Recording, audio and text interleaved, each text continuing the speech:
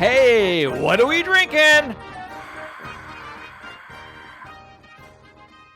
My name is Jeff, and I'm joined as always by my good friends Richard. Whoa! And Michael. Howdy. And you were listening to the Mount Rushmore podcast, where Richard and Michael debate and deliberate the most ubiquitous aspects of many different topics. And this time around, you might guess it is the Mount Rushmore of TV character catchphrases. I know you are, but what am I? No, seriously, what are you, Jeff? No, what are you doing? I'm not a professional host. Richard, did you come up with this? I did come up with this one. And yay! And I don't know. I was just thinking about watching TV, and I don't know what show I was watching, but some character. It must have been Seinfeld. Wait, was it? I'm Tom Brokaw, and now the news. I'm Tom Brokaw, and you're not. And which you're I think might have been ripped off as somebody else. I'm not sure. I'm not sure. Well, it's But Seinfeld. It might have been Seinfeld, and it might have been like one of the characters said something like it might have been like a yada yada yada or something like that. And it just got me thinking about how TV, and I mean, there are catchphrases in movie franchises or even within a movie that kind of happen. Yeah. But TV, because of the repetition and because of the fact that you see these characters every week, there are certain catchphrases that just sort of become ubiquitous. Sometimes good, and sometimes to the detriment of the show. Yeah. So that just got me thinking about all the different ways we could attack this subject. Yeah, like in The Wire. Hey, do you want to buy some drugs? And then the laugh track comes in. The laugh track of The Wire, I think, is the one thing I would change about The Wire is I'd get rid of the laugh track. MASH and The Wire, they all have inappropriate laugh track. Exactly. Okay, Michael, what is your first TV character catchphrase? Hey. Also on my list. Hey. Oh, awesome. The Fonz, Arthur Fonzarelli. What I really like about his catchphrase is that it's only really done by him. Maybe the other characters do it every once in a while, but it is so versatile as a catchphrase. It can be used. He can be disgusted or angered by someone doing something that causes him to give him an A. It could be like as a exclamation is something that's great. A. It could be just like he's leaving the room. He's like A, and he just takes off. I like that it doesn't really mean anything. It's just this exclamation of it's just like a thing that this guy does, and he's just like it's just such a part of him, and that. I wonder what the first A was. I don't know. I didn't do much research on this, to be honest. But I can imagine it was just like, A, back off. And then over time, it probably grew and grew. Yeah. And as the cheers from the audience kind of crept into it, it became the thing that he just, listen, it's no sit on it, but sit on it, Potsy. But A is, it's just right up there. It's so ridiculous. It is so like guttural and vocal and it's just this emotional response to every situation. I think it's why it kind of works. Yeah, I agree with Michael. I chose it for many of the same reasons. It's just it's a catch-all, right? And like Michael said, you can put it in any situation, and that kind of is. And it only works for that character. I mean, if Ralph Malph would have gone, hey, it just doesn't have the same gravitas as the Fonz doing it. And it just you would almost probably be angered by that someone else would do it too. I feel like that actually happened on the show a few times. That must have been like some sort of gag on there where one of the other characters did it and Fonz got mad about it. Must have been. And it was probably Potsy. Do you you guys are a little bit you get encountered Happy Days in reruns probably like on Nickelodeon? No, I had it the last few years because it ran until like 83 or something like that. I don't know. Yeah, let's see how long it ran. I'm going to check. But well, I recall I think a Fonzie T-shirt where he is, and it was an illustration of Fonzie where he is specifically doing his thumbs up gesture, and I think it was EYYYYYY was A, or maybe it was AYYYY. that was like the first thing that I had to. I think the first thing that I asked my parents for, that in terms of clothing, that they bought me was a Fonzie shirt. Fucking First loved piece of it. clothing you ever had. Before It that, you was just run around buck naked. running around naked and then Hey. A. Hey, That's the power of A. My A was showing. no, Well, 84 ran until 1984. okay. And So I Winkler do have some of the. was he off the show by then for a couple of years, or I don't remember. I think he was on it for majority of it. yeah? Let me Now is check. that I'm a looking right now. Yeah, he was on the cast for the whole series, the whole run. okay? I thought But by the he last was few years, he was like teaching, yeah. and it got weird. So There was He taught the we- kids their A's and their B's. but I bet he just stopped at A's. Yeah. All right, that's all for today. Do you think that is essentially an Italian Americanism that he is doing in character as Arthur Fonzarelli? Well, as the resident Italian American, I feel compelled to answer this, and I don't think so. I think it's supposed to be more of like a greaser 50s, early 60s guy Okay. than anything. Because while his last name was Fonzarelli, I don't particularly think of him as being an Italian character. Okay. I think of it being more of kind of a greaser character Okay. who happens to be Italian. He's the Yeah. Fonz because he doesn't because maybe Fonzarelli isn't exactly the coolest name to have in Yeah. 1958 I guess Milwaukee. the Cunninghams don't have Irish accents either. So No, they don't. Well, that speaking of Milwaukee, I think they do seem to be like Laverne DeFazio wasn't necessarily super Italian either, but the Big Ragu was pretty darn Italian. Pretty Italian. And his name's the Big Ragu, for God's sakes. I'd like to point out that the Fonz was the coolest guy in Milwaukee in the 1950s. This is a pretty low bar Yeah. for being cool guy. Well, what I was thinking is That's so funny. one, as a kid, I met somebody a few years ago he was a younger person and did not know that Happy Days was not created within the era in which it portrayed. Oh, they thought it was an actual like 1950s show? Yeah, not a documentary. But Right. but he did not know that this was a good 20 years or 50, about 20-ish years after the time and the era in which it's portrayed. And it could have been because they got all the clothes. Everything's wrong in that thing. There's people with feathered haircuts and, like almost bell-bottom jeans. There's a lot of fashion and stuff in that is kind of like very kind of 70s looking. But I would also say that as a performer, Henry Winkler definitely has evolved into if you watch him on Barry, he plays a character, Gene Cousineau, but Henry Winkler has almost a rabbinical kind of presence. So the A is just one tick away from this. Oi. I think, but the emotion and outpouring of kind of like spirit that Fonz was also kind of a caretaker.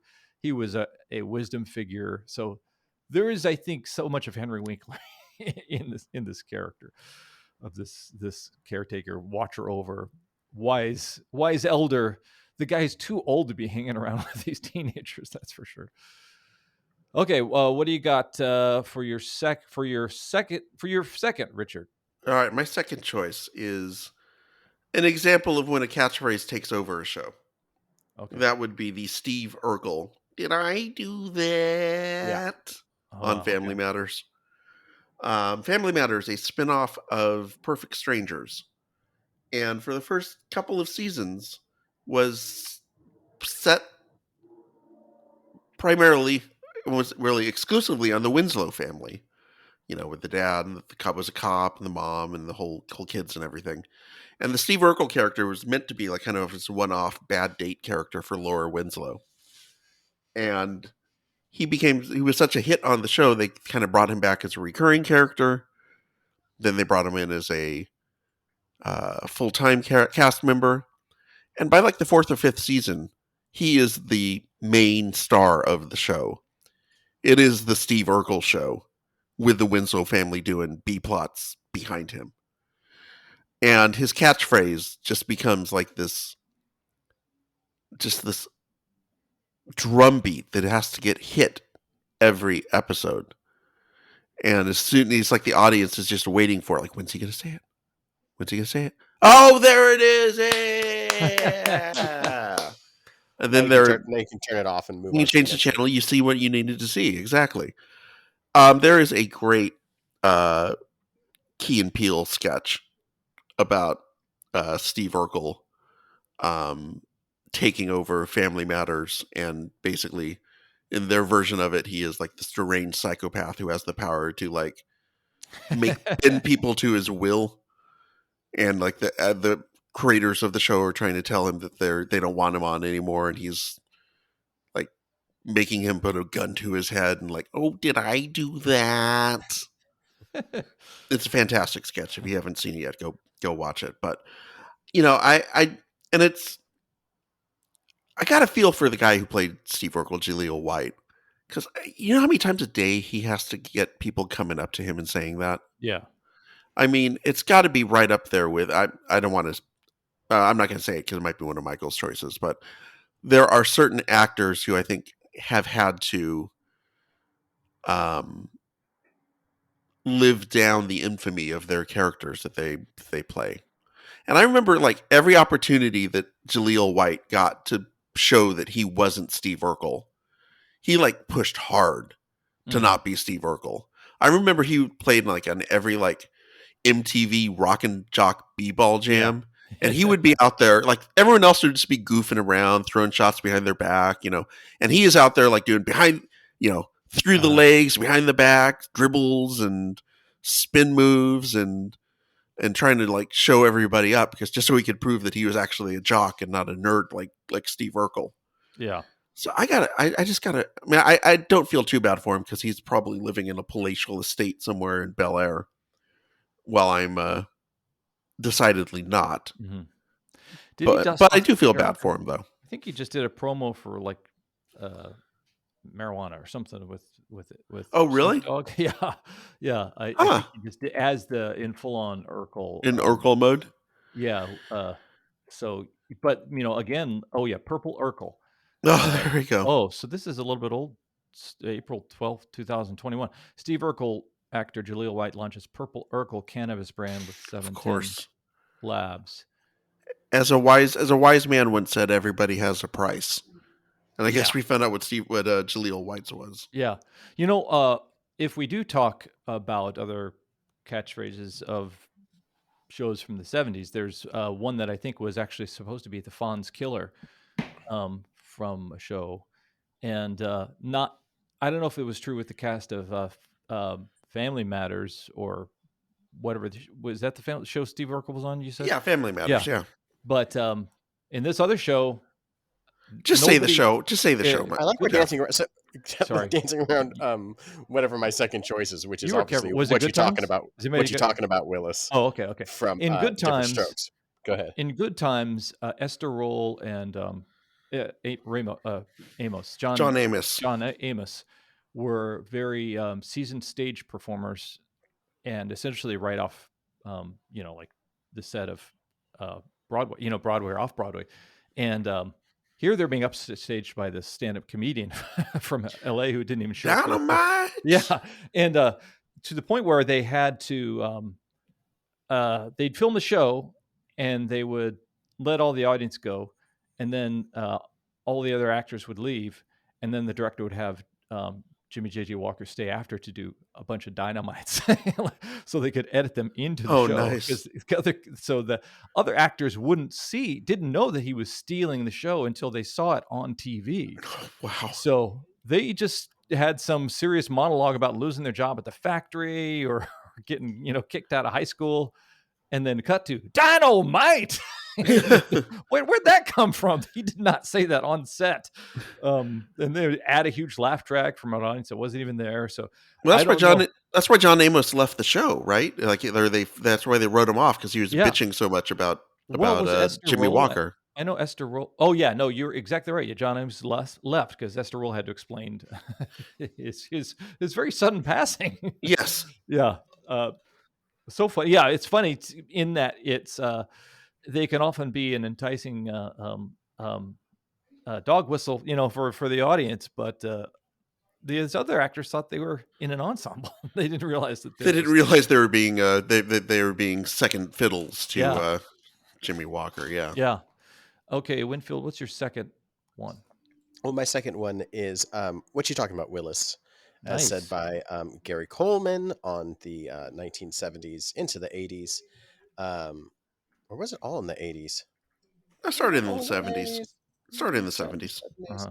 Yeah. Um, from the show Different Strokes, and Gary Coleman, a actor that was a child actor, but he suffered from a kind of rare kidney disease that kept him from growing too much. So he was always like a smaller person, and I think because of this, they, especially as a child actor,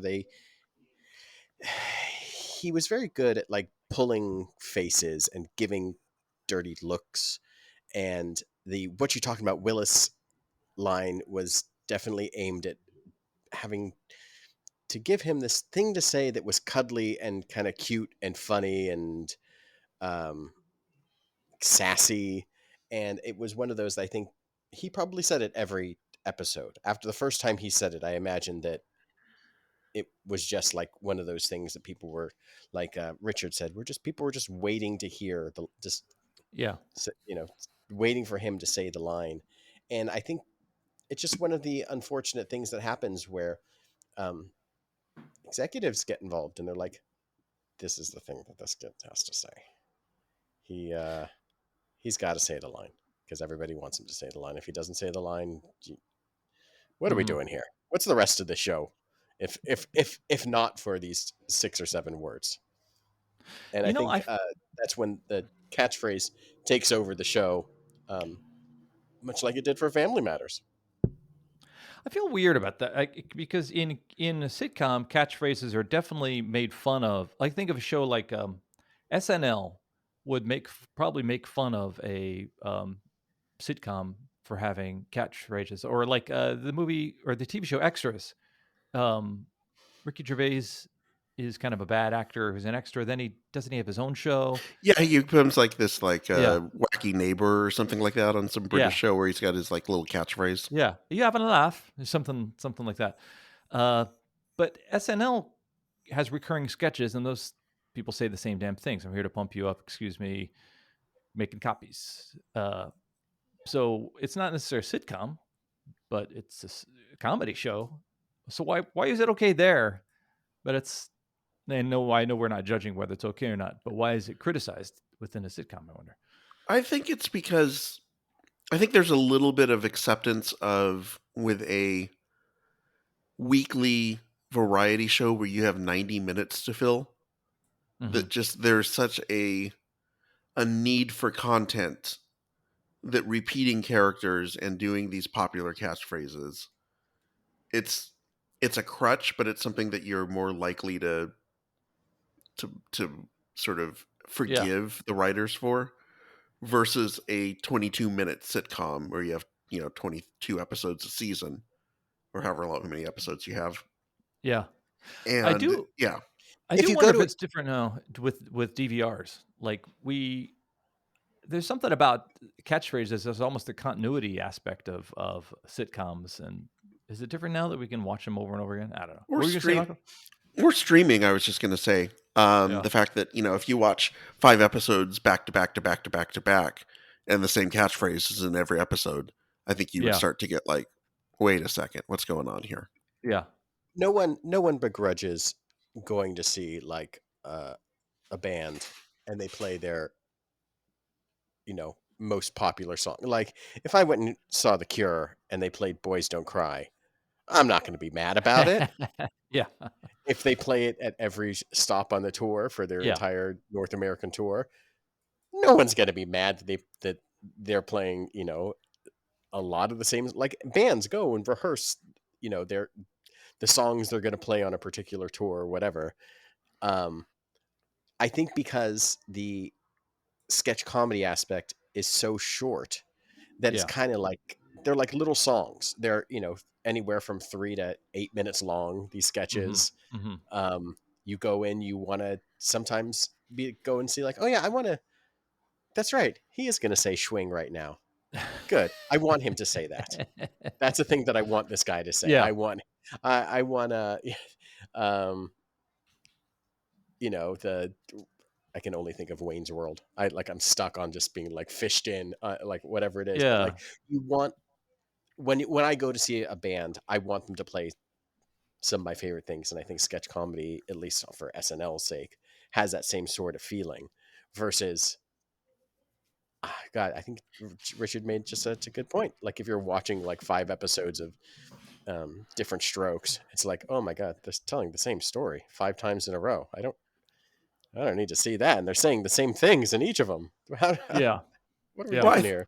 I think that I read the Life from New York book, and I've talked about this book a few times. It's the oral history of Saturday Night Live. Mm-hmm. And Kevin Nealon had a good point about catchphrases. And he said basically, when he first started on the show, he didn't like the idea of having like a popular catchphrase or something that was like kind of was a callback type thing. But he realized after a while, it's like, look, it's something that everybody at the water cooler on Monday morning can say to each other.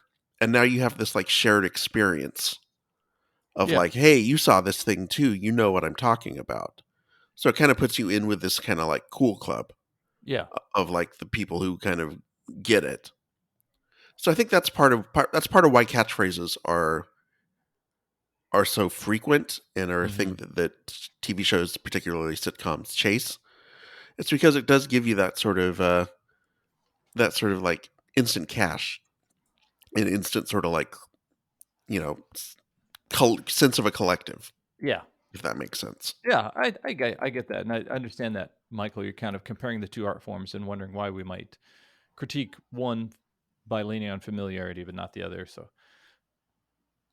totally makes sense. Okay, so hey, you know what? Your first one was an adult, a 30-year-old playing a 20-year-old, and I think your second choices were a little bit of the same thing. It seems like I don't know how old Gary Coleman or Steve Urkel were when they were playing. By the time he left the show, he was like 18 or so. Was he? Probably Okay. still playing younger, but when he first started, he was only 10, so that's acceptable. Yeah, totally acceptable. Okay, so playing a 10-year-old, I would assume. Yeah. We're gonna invite you to go onto the social media handles that we have on Facebook, Instagram, Twitter, and let us know your suggestions for future episodes of this podcast. We would love to have an invitation to go into a fanciful direction that you send us in that direction. So let us know what you want us to talk about. I got an idea for all of you. What is it? Sorry, what Jeff. is it? Go onto Nextdoor and just start talking us up in your neighborhood. That's the best thing you can do. Better than yard signs. Better than just start being like, oh my God, have you guys heard how great the Mount Rushmore podcast is? Post. Just randomly around the world. Let's get this thing going. Someone was looking through my trash cans at 1 a.m. last night. And have you heard the Mount Rushmore podcast? Maybe they were looking through my trash cans. That's a good idea. Anything, go to our OnlyFans and check that out. No, don't. Oh, No. We offer, you know why it's called OnlyFans for us. You, the current listener, are our You're our OnlyFans. Thank you. Yeah. It'll help curb your appetite if you're concerned about overeating. It's like Dexatrim for your eyes. For your eyes. So let's get back to the topic at hand, which is the Mount Rushmore of TV character catchphrases, and let's go with Richard's third choice. All right, so you were talking about characters playing younger than they are when they're actually older. I've got one from a character. Now let's talk about Peter Falk being a 40-year-old playing a 50-year-old. Oh, what a difference! Now, of course, I am talking about Peter Falk as Columbo and his popular catchphrase. Just one more thing. Yeah. Oh, that's awesome. I loved Columbo. I loved the reruns of Columbo growing up that would show on my local independent TV's channel at like 4 p.m. when I got home from school. Columbo is such a brilliant character, and the catchphrase this is one time where the catchphrase just sort of organically worked for the character and it never felt forced because it reinforced the key sort of character points of that character. Yeah. Right? Like, so, if you've never seen Columbo, first off, what are you doing? Stop. Go turn on Me TV right now. Mhm. I'm sure it's on 24/7 on a loop. But Columbo was this, great character because he was a brilliant detective, but his whole shtick was that he wasn't a brilliant detective. He kind of came off as bumbling and sort of, head in the clouds, maybe a little bit forgetful.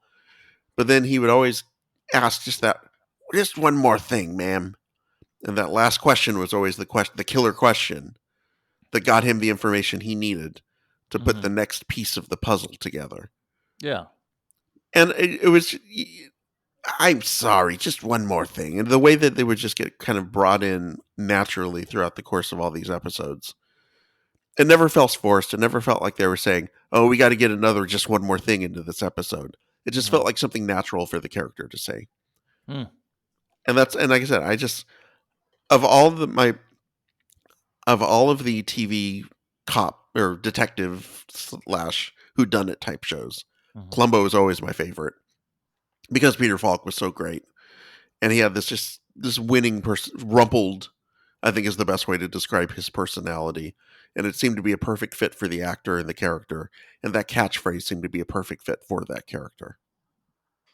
Absolutely. Totally agree.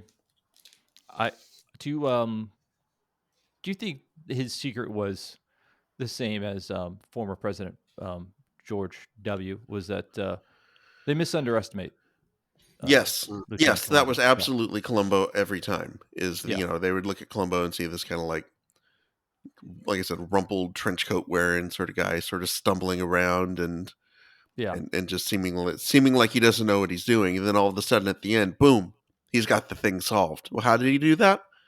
By having people underestimate him. Yeah. I, it's funny. All the detectives who come into my life, and I underestimate them. If they don't seem like they have their act together, asking me, Right. I underestimate them. I can't imagine having a detective talk to me for any reason whatsoever. I would But then, confess to whatever crime they think that I whatever. did, even whether I did it or not. Oh my god, he's got a notebook and he's asking me questions. Um, He's got a uh, trench coat? he's got a I'm trench coat. fucked. Did I tell you my sister in high school? This is in the early '90s, I guess. Went to Germany for a study abroad semester Uh-huh. or whatever, and uh, she was watching Columbo, and they add fart sounds What? in those gaps where he says, "Oh, just one more thing," in whatever. Einschweiger. And they add farts because I don't know if the humor just doesn't translate or what, but they would add I love flatulence that. Oh, that's to incredible. fill that gap where nobody's talking or whatever. Thought that was funny. She also said she watched some Disney shorts and Mickey, Goofy, Minnie. They're all translated into German, but Donald is not because Who they didn't know cares? he was actually talking in English. That's so funny. Yeah. Okay. All right. So Winfield, what's your next one? My next one is the catchphrase "Make It Work" by Tim Gunn from Oh the wow. uh, series Project Runway. And what I like about this is like he is like such a real person. Yeah. Like he never feels like he's being written for. Obviously, like the "Make It Work" thing became a catchphrase because he had just said it so much. Yeah. He enters into so Project Runway, for just in case you lived under a rock or whatever, was like a fashion design competition reality show. I don't think it might still be on. I don't know for sure. I have no idea, but I used to watch it a ton a number of years ago, and he's so great as this like mentor figure that comes in to these designers kind of workroom and works with them, and he's very honest with them, and he's very um, encouraging. And this phrase "make it work" has so much potential, kind of like Fonzie's A, to mean a lot of different things. It could be like, well, you got it, you can do it, Yeah. make it work. Yeah. It's encouraging. Or it's like, I don't know, make it work. Like whatever you got to do to fix whatever problem that you have, just try to do it. Try to do something with this. And Mhm. I like that it had become like this kind of seeming like an ethos for him. This thing that is, I don't know. It's very uplifting that there's this guy that comes in. He's just always just like, you can do this. Yeah. Like whatever you have, this power, whether they do or don't. I mean, who knows? To fix the thing, to find a solution, to even just be, I don't know, energetic about it, make it work. It's like a Mhm. mantra. And I think it really works for him as a person who feels just such a, I don't know, one of the strangest. I think he feels like the most honest person on television at times, you know? Mhm. Like, I don't know, he's this true character that doesn't ever feel like he's Well, he always playing. feels like that he's rooting for the contestants, Yeah. right? Like it doesn't feel like that was one of the things that I watched a lot of Project Runway as well. And I'm sure with your wife doing so doing much sewing and everything, costumery, yeah, sewing. costuming, Yeah. yeah, it was must see TV for a while. And it was one of the shows where you just felt like it was a competition show, but it didn't feel like it was like cutthroat. Yeah. Much in the same way like the Great British Baking Show doesn't feel like feels different than watching Survivor or something like that. Mhm. That's an interesting poll, Michael, and it's a great, well observed. I would also say the milieu that they're in it almost seems like it's the flip side of you better work, which is like a RuPaul-ish kind of thing. Mm. And I think Mhm. that's one fun aspect of it, that he's got this kind of ally kind of, it just seems like he's rooting for you, but he's also telling you it's all on you. And this will succeed if you If you put the interrogate the, effort into it, if yeah, you, yeah, if you figure it out, this thing can work, which is yeah, always great. Which is, yeah. all these people are, also grappling with their own um, kind of feelings of ability or Mhm. inadequacy, or they're handed a ridiculous thing to do within a ridiculous time frame with often ridiculous materials, and it's just like, here you go, now you, Yeah. you turn this trash into high fashion. Yeah, it is a very powerful catchphrase. And yeah, is this the first time we're entering, not that it all entertainment isn't a narrative that is adjusted and massaged, and but maybe that's the first non-scripted. I think it is. Yeah. Yeah, I could Okay. I could make a case that this episode is TV character catchphrases, but I will also say that if Mm. you're on a reality show, Tim Gunn is in some level playing the character Tim Gunn. Yeah, I Right. guarantee at some point he transforms into that, Yeah. especially when you're on the air for 10 years or however long, at Yeah, some point. I didn't want to raise that, be too pedantic about it, because I think that it's not like Walter Cronkite saying that's the way it is or something like that. Mm-hmm. There is a Mm-hmm. performative aspect to Yeah. what Tim Gunn was doing on Project Runway. I imagine he would also not be allowed to not say it, because he's developed it as part of the character so much. Okay, so hit me with your best shot, Mr. Manfredi. Oh, Oh, Well, it's a, I'll annoyed end grunt. mine with with a similar. Don't have a cow, man. We're both. There we're was a both in the Simpsons. Simpsons Okay. There was a vein. Simpsons lurking in both of us. Okay. Yeah, for me it was just because it's become so ubiquitous in popular culture that Merriam-Webster had to add it to the dictionary. Yeah. And also it also falls into that category of TV catchphrases that have come to define a character to the point of harming the character. Mm-hmm. The more Homer Simpson says "Oh," the more that he becomes reinforced as this like just dim-witted rube, which He always has been, but there was a turn at some point around season, I don't know, 17, 20, who the hell knows at this point, Yeah. where he went from being somewhat dim-witted, but occasionally with flashes of smarts, to just being a complete moron. And a lot of that has to do with how many times can we get him to say "don't" during an episode. So that was my big reason for choosing it. I mean, Simpsons is chock-a-block full of catchphrases. There's many of them that I think we could have gone with. We didn't go with "eat my shorts," which would have been another popular one. For me, "don't" just sort of like encapsulates everything about The Simpsons. When I think Simpsons, I think "don't." What does that mean when he says that to you? I guess it means I've screwed up again. Yeah. Okay. In the very classic sitcom dad sort of way. Yeah. Usually it's whenever he does something that's classic sitcom dad and stupid. That's when he says it. Yeah.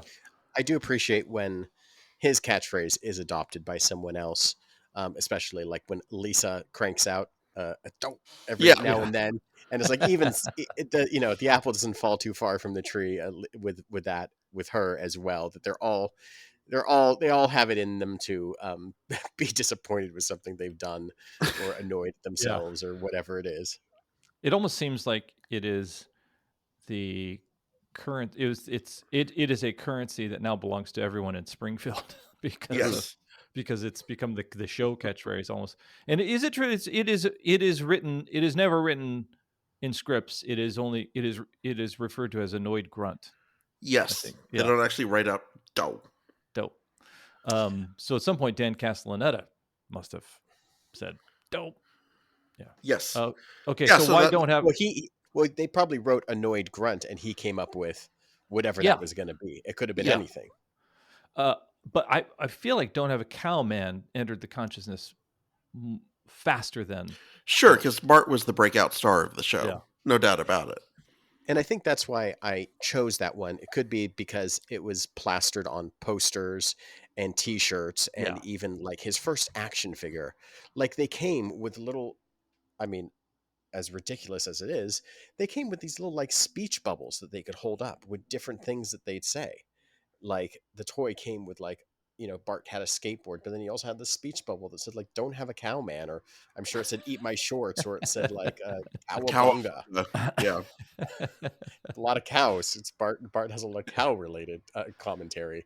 I'm sure Homer said "dough" or "can I have a donut," or or something stupid, or but I think with Bart, he has, the show eventually became so super meta that it had to comment on itself and comment on his own stardom, and it had to start somewhere. And I think "don't have a cow man" is something that was probably written down as just like a flippant line that he said at one time to Homer.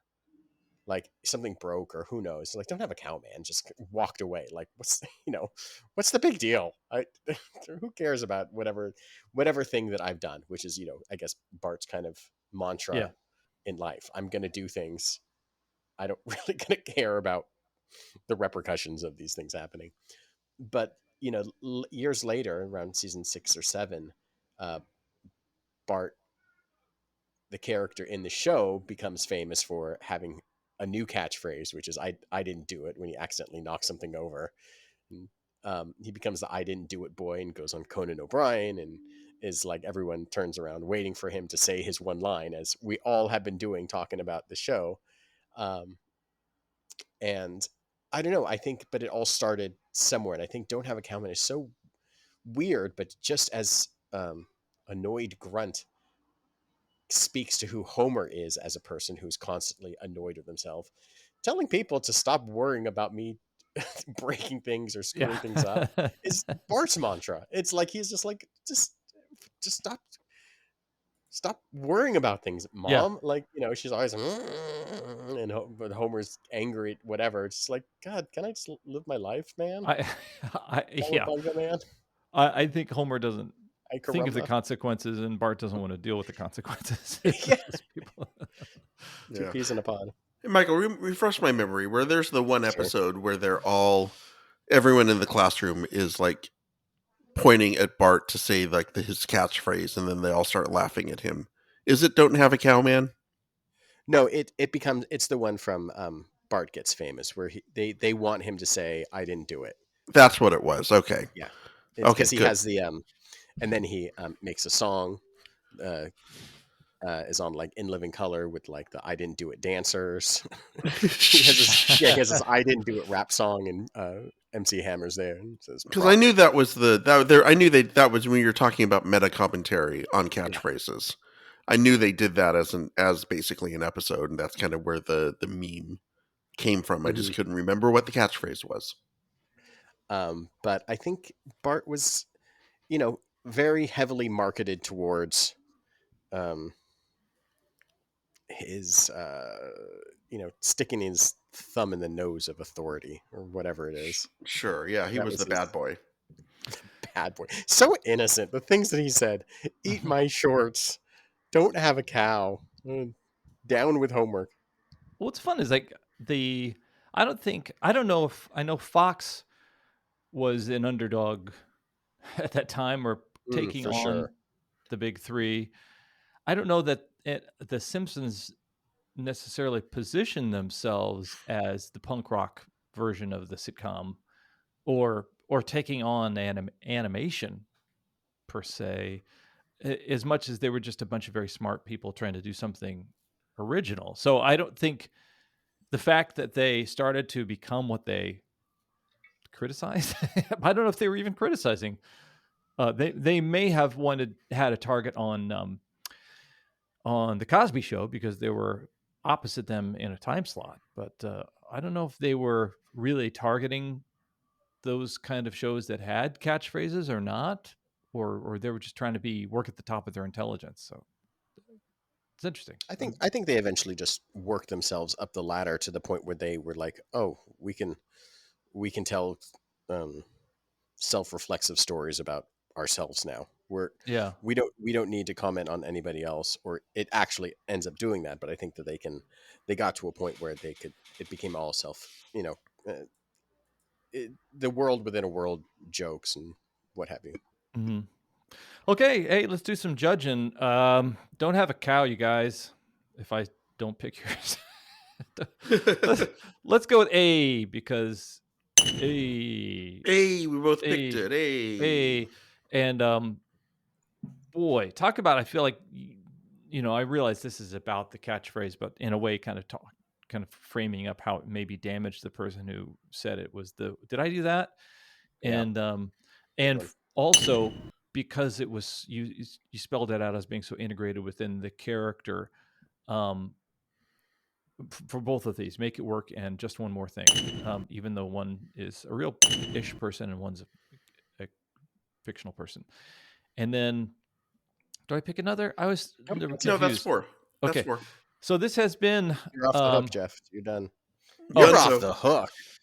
Hey, that's character catchphrase. Dunzo. That's Rich. Dunzo. Richard's is Dunzo. Mine is "You're off the hook." Okay. Which could, that can apply. Pulling my leg. My widow wed wagon. That was I one of the thought about doing that I one. don't think so. I almost thought about going there as a very meta choice, but I decided to avoid it. I just love this. High Class Entertainment is the name of his. And he has a fart sound effect machine. Right. All right. This has been The Thing with the Thing. I'm always Jeff. I'm Richard. I'm Michael.